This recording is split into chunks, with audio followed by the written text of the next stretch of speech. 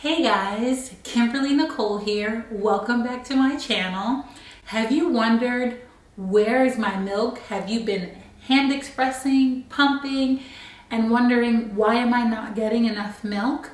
Well, I'm going to answer that question in today's video on our next video on our breastfeeding series. So if you're a new subscriber, don't forget to hit that subscribe button. And if you're one of my regular, welcome back. Let's jump into the video. Feeling stress and anxiety can really diminish your milk count.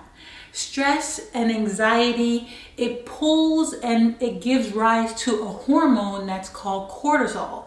And cortisol, when that hormone is alive and high in the body, it lowers your milk count and you won't have enough milk. And you're wondering, well, I'm doing everything, but you're stressed out and you're not getting enough sleep. So it's actually working to your disadvantage by being stressed out, because it limits the amount of milk that your body can create.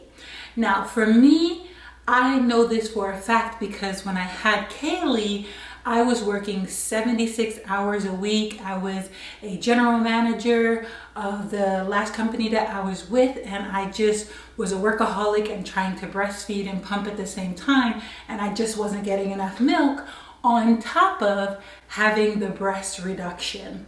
So my goal this time around is to make sure that I take a maternity leave.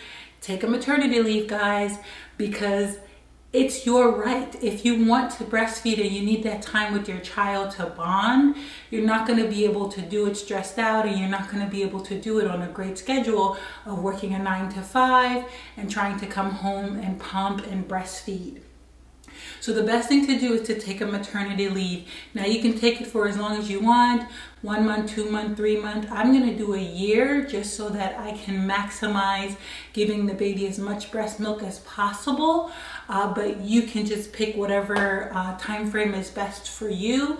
Also, making sure you're taking a nap, resting your body when you feel tired is going to help you, because with not having to work and not stressing out, napping and eating a healthy diet, your body's going to produce what's called prolactin and oxytocin, which are the hormones that help your body produce the milk. So this is all going to work in an advantage for you guys when you're trying to express out your milk and wondering why you're not getting enough, is because it's the wrong hormones that arise in your body. So the best thing to do is to take a maternity leave, guys, and take a break. The job will always be there. And if not, your baby is actually more important than a job. You can get another one, especially in today's economy. So right now, what I'm doing is I'm on maternity leave, and I'm definitely focusing on different strategies where I can make sure that I can breastfeed. And this is one of them, making sure that you are not stressed and you are getting enough sleep and you're eating a healthy, balanced diet so that your body can produce those hormones that'll help you make enough milk. And once your body is, well rested and you're eating a healthy diet, then you'll notice that you'll be able to hand express more milk, especially in the very beginning stages and weeks of the baby's birth.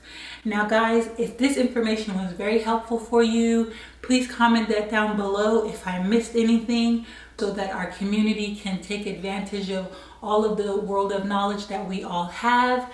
This is a community of women that is definitely looking for some help for breastfeeding. I am not the only one. I am just telling you guys about my journey. So please make sure you are subscribing to the channel, because it really helps myself and my family put together great videos for you guys, and you guys can walk along with us.